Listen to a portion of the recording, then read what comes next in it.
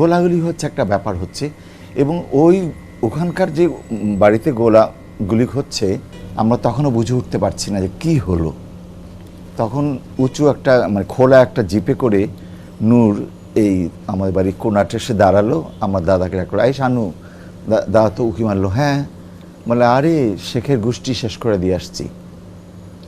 এই কথাটা বললো, একদম একটা স্টেন গান হাতে ছিল।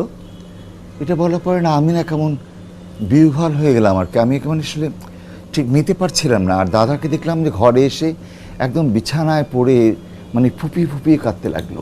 আমাদের বাড়িতে কতবার যে এই এসবির লোকজন এসে আমাদেরকে বিরক্ত করে গেছে, দাদা ঘর থেকে পালিয়ে চলে যেত অন্য কোথাও গিয়ে থাক।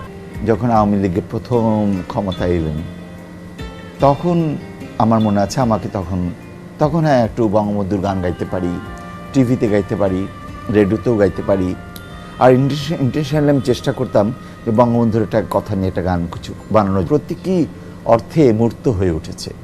সেদিন আকাশে শ্রাবণের মেঘ ছিল না চাঁদ, ভোরের আকাশে সূর্যের আলো ঢেকে তোমার রক্ত মিশে গেল সমুদ্র সমতল।